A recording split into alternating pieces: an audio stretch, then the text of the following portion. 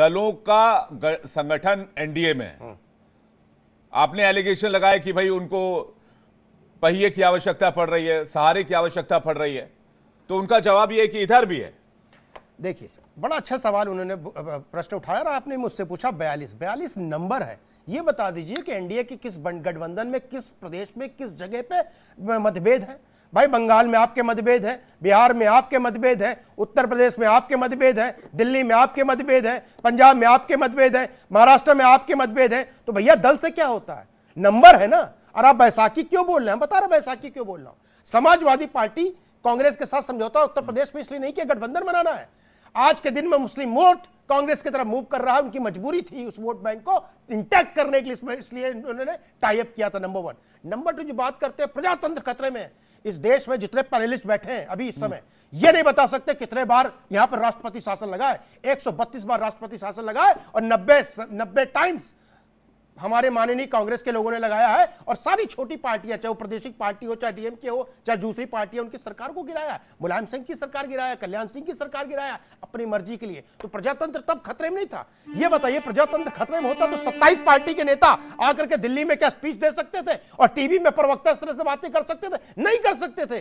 प्रजातंत्र खतरे में नहीं है, खतरे में इनकी राजनीति है, खतरे में इनका परिवार है, खतरे में इनका भ्रष्टाचार है जो कर रहे हैं, ये खतरे में। इस खतरे से बाहर आने के लिए ये छटपटाहट है। ये छटपटाहट इसलिए नहीं कि जनता के लिए। ये बताइए 7-8 साल में आपको जनता की याद नहीं आई? जेल में जाते ही आपको पानी और सीवर याद आने लगा? काहे भैया 11 साल से सो रहे थे क्या, जो आपको जेल जाते समय याद आ गया?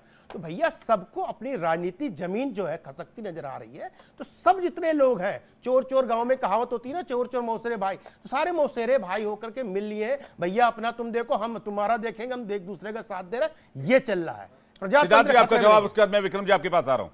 जी मैं जवाब देने से पहले मेरा पहला भी मानना है कि जो भी प्रवक्ता होते हैं उनको सोच समझ के बोलना चाहिए। अभी इस कार्यक्रम में मुझसे पहले भाजपा के प्रवक्ता जो थे उन्होंने कह दिया कि इस कार्यक्रम, कल के कार्यक्रम के बारे में, कि विदेशी एजेंसियों का हाथ है। तो मेरा ये सवाल है कि क्या भाजपा के प्रवक्ता ये कह रहे हैं कि संयुक्त राष्ट्र संघ कोई एक विदेशी एजेंसी है? संयुक्त राष्ट्र संघ को उन्होंने विदेशी एजेंसी बताया है। अब मुझे ये बताइए कि इसी विदेशी एजेंसी में भारत के यशस्वी प्रधानमंत्री जी मोदी जी वहां जाके भाषण क्यों देते हैं? बांग्लादेशी पत्रकार का उपयोग करके 3 जगह सवाल पूछे गए, जर्मन में, यूएस में और यूएन में, और वहां से अपना इन्फ्लुएंस यूज करके भारत के खिलाफ स्टेटमेंट दिलवाने की कोशिश की गई। और उसी पत्रकार से जाके राहुल गांधी जी मिलते हैं, उसी पत्रकार के साथ इनके संबंध होते हैं। और हम ये भी जानते हैं किस तरीके से राघव चड्ढा जाके लंदन में उससे मिलते हैं जो हमेशा से शुरू से बात कह रहा हूं, किंचन शर्मा जी और सिद्धार्थ शर्मा जी, आप दोनों से मैं रिक्वेस्ट करके कह रहा हूं, मैं शुरू से कह रहा हूं कि ना मैं जर्मनी के इंटरव्यून पर कोई कमेंट, कोई रिमार्क करूंगा, ना अमेरिका के किसी भी एक्शन पे या फिर कमेंट पे मैं रिमार्क करूंगा, ना यूएन के मामले पे करूंगा, क्योंकि मेरे शो का वो टॉपिक नहीं है। और मैं ये मानता हूं भारत एक संप्रभु राष्ट्र है, किसी भी देश को ये औचित्य नहीं, अधिकार हमने नहीं दिया है कि वो हमारे मामलों में इंटरवीन करे। अब आते हैं इस देश की पॉलिटिक्स पर। बिल्कुल सिद्धार्थ शर्मा जी पूछिए ना सर, सवाल पूछिए। नहीं, मैंने आप पूछा ना आपसे। अब जो राहुल गांधी का बयान आया, मैं बयान पहले आपको सुनवाता हूं, फिर आपका जवाब लेता हूं, विक्रम जी के पास जाता हूं। जरा राहुल गांधी का बयान एक बार सुनवाइए पैनलिस्ट को और दर्शकों को भी, कि राहुल गांधी कहना क्या चाह रहे हैं। चलाइए। अगर ये इंस्टीट्यूशंस अपना काम करते, अगर सीबीआई अपना काम करती, ईडी अपना काम करती, तो ये नहीं होता। तो उनको ये भी सोचना चाहिए, ये जो सब कर रहे हैं, कि किसी ना किसी दिन बीजेपी की सरकार बदलेगी और फिर कार्रवाई होगी, और ऐसी कार्रवाई होगी कि मैं गारंटी कर रहा हूं ये फिर से कभी नहीं होगा। तो उनको भी सोचना चाहिए।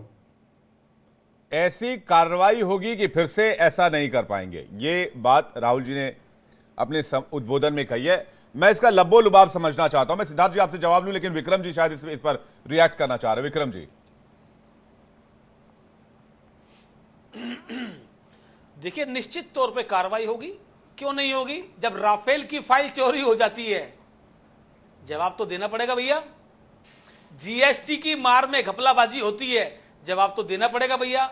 इलेक्ट्रल बॉन्ड को सुप्रीम कोर्ट ने गलत ठहराया और उस चीज को उन्होंने नष्ट करने का काम किया, जवाब तो देना पड़ेगा भैया। कितने का घोटाला है, किस किस से चंदा लिया और किस किस को धंधा दिया, जवाब तो देना पड़ेगा भाई। आप ये सोच करके बैठे रहें कि पेट्रोल इंटरनेशनल मार्केट में कच्चे तेल के दाम कम है और आप महंगे रेट में यहां बेच रहे हैं। कितना पैसा कहां जा रहा है, कितने भारतीय जनता पार्टी के कार्यालय बन रहे हैं, जवाब तो देना पड़ेगा भाई। नहीं तो बीजेपी से सवाल कितने प्राइवेटाइजेशन आप कंपनियों को ठेका दे रहे हो, नौजवानों को आप। नहीं सवाल मेरी बात आप सुनिए, सवाल प्लीज, मैं कांग्रेस आपसे रिक्वेस्ट कर रहा हूं। मैं कह रहा हूं एक-एक सवाल बात का बीजेपी, प्रधानमंत्री आप जी को जो जवाब देना सवाल उठा रहे हो वो पड़ेगा। बीजेपी दूसरी पर उठा बात रहे हैं। आपको बता दूं आप- कि जैसे अभी संजय राणा जी ने कहा कांग्रेस बैसाखी एक अकेला सप्पे भारी, किसने नारा दिया था ये? जी नहीं विक्रम जी, एक राहुल जी जो बात कह रहे हैं वो एजेंसी के खिलाफ कह रहे हैं, बन गया बीमारी, ऑफिसर्स के खिलाफ कह रहे हैं। नहीं विक्रम जी उस लाइन पे आते हैं ना। मैं इस पर आपने जवाब दिया है, आप मेरी बात सुन लीजिए। मैं आपने जो एलिगेशन लगाए वो बीजेपी गवर्नमेंट में घोटाले हुए, आप ये बात विवेक कह रहे हैं। जी, अगर मैं वो ये जवाब दूं? कहते हैं कि बीजेपी की रिजीम में अभी इतने मैं आपको बड़े बड़े बताना घोटाले चाह रहा हूं, हुए हैं, मैं हम आगे का एक सरकार में जवाब आएंगे दे तो इन दूं घोटालों को आपको। उजागर भाई, करेंगे, मैं ये संजय तो मैं ये राणा बात जी को समझ जवाब सकता दे था। दूं। लेकिन जो नोटबंदी एजेंसीज के के बारे में बारे कह रहे हैं, जो बताएंगे रिमार्क क्या? उन्होंने दिया, मैं उसे समझना चाह रहा हूं विक्रम जी आपसे प्लीज।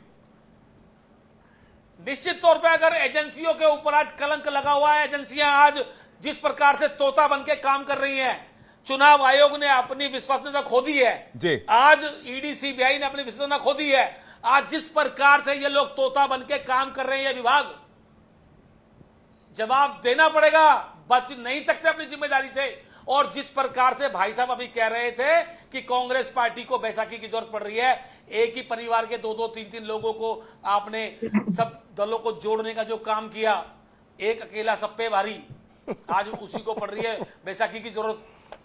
जी 56 इंच का सिद्धार्थ जी सीना। कुछ कहना चाह रहे हैं, ठीक है सिद्धार्थ जी। आगे ना माथे पे पसीना, दीपक जी आ रहा हूं, विवेक जी, सिद्धार्थ आगे ना माथे पे पसीना। विवेक जी, 56 इंच का ठीक है सीना ठीक है विक्रम और जी आ रहा माथे हूं, पे विक्रम जी पसीना। आ रहा हूं, विक्रम जी आ रहा हूं। मैं सिद्धार्थ जी आपका विवेक रिएक्शन। आपने इस देश विवेक में जी। गरीबों का जीना। सिद्धार्थ जी बोलिए।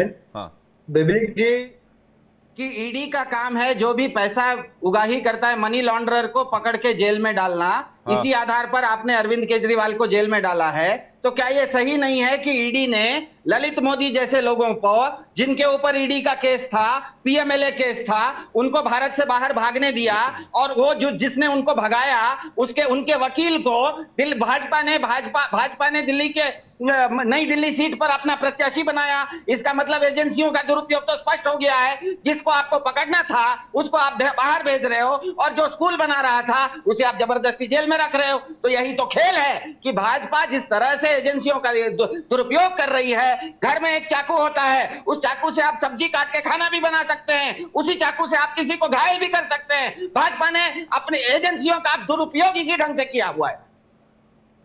खेमचंद जी आ रहा हूं, संजय राणा जी खेमचंद जी के बाद। खेमचंद जी ऑफिशियल बीजेपी प्रवक्ता हूं, उसको रिस्पॉन्ड करें। देखिए, खेमचंद जी। सबसे पहले तो कांग्रेस के नेता राहुल गांधी जी ने जिस तरीके से बयान दिया है वो दुर्भाग्यपूर्ण बयान है, मैं उसकी निंदा करता हूं। उन्होंने ऑफिसर्स को धमकाया है, उन्होंने संवैधानिक संस्थाओं को धमकाने का काम किया है। अगर उनमें हिम्मत है, ये फ्रस्ट्रेशन है उनकी, ये हताशा है। जिस तरीके से उनकी चोरियां पकड़ी जा रही है, जिस तरीके से उनका जो इग्नोरेंट बिहेवियर है, उनकी पार्टी का इग्नोरेंट बिहेवियर है, वो पकड़ा जा रहा है। जिस तरीके से उनके नेता बहुत रहे हैं, आप लोग इसीलिए वो फ्रस्ट्रेशन में अधिकारियों को धमकाने की कोशिश कर रहे हैं। रही बात सिद्धार्थ जी जो कह रहे हैं, अरे भाई ईडी ने अपना काम किया, अच्छे से किया, अच्छे से कर रही है। ईडी ने किसी को नहीं भगाया। ललित मोदी की जो बात करते हैं, हमारी सरकार में उन्होंने फ्रॉड नहीं किया। जो फ्रॉड किया वो यूपीए में किया, यूपीए के दौरान किया। खेमचंद जी मुझे एक बात बताइए, शायद आपको इस खबर की जानकारी होगी। आप लोग कहते हैं कि भाई क्राइम और करप्शन के अगेंस्ट आप लोगों की जीरो टॉलरेंस की नीति है। वायनाड से आप लोगों ने जो बीजेपी कैंडिडेट दिया है उसके खिलाफ 242 क्रिमिनल केसेस दर्ज हैं। ज्यादातर केसेस सबरीमाला प्रोटेस्ट में दर्ज हैं। नहीं तो ये तो आप अब देखिए ना, ये कौन से केसेज हैं। सबरीमाला, वहां पे जिस तरीके से केरल में जो लेफ्ट और कांग्रेस है, उन्होंने हिंदुओं को दबाने की कोशिश की, हिंदुओं को बर्बाद करने की कोशिश, हमारी परंपराओं को तोड़ने की कोशिश की। तो उसके लिए लड़ाई लड़ने के लिए तो 200 क्या 500 केसों 1000 केसों हम उसको टिकट देंगे, क्या दिक्कत है। उन पे कोई करप्शन के केस थोड़ी है, उन पे कोई क्रिमिनल केस थोड़ी है। क्रिमिनल और करप्शन केस करने वाले केजरीवाल जी और कांग्रेस के नेता वो proudly BJP state chief corruption को सेलिब्रेट कर रहे हैं। who has also a candidate pitted against Congress MP Rahul Gandhi in Wayanad Lok Sabha constituency has 242 criminal cases against him.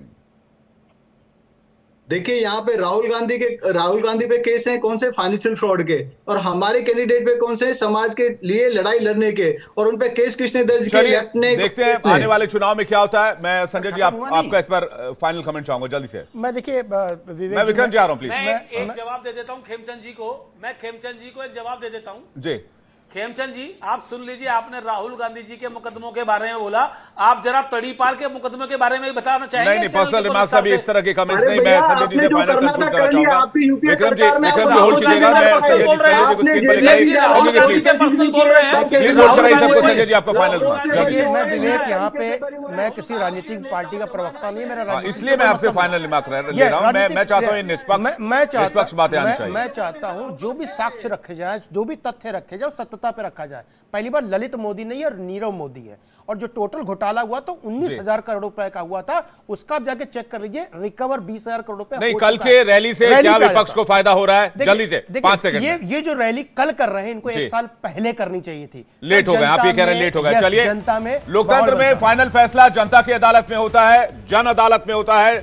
लोकतंत्र में फाइनल मोहर जनता लगाती है। तो कल के रैली पर जनता का रिएक्शन क्या रहता है, 24 के चुनाव में इंपैक्ट क्या होता है, सब कुछ पता चल जाएगा 4 जून को जब रिजल्ट सामने आएंगे। आप सभी मेहमानों का बहुत बहुत शुक्रिया, तहे दिल से धन्यवाद। आपने अपना कीमती वक्त दिया, हमें आपने अपना कीमती समय दिया।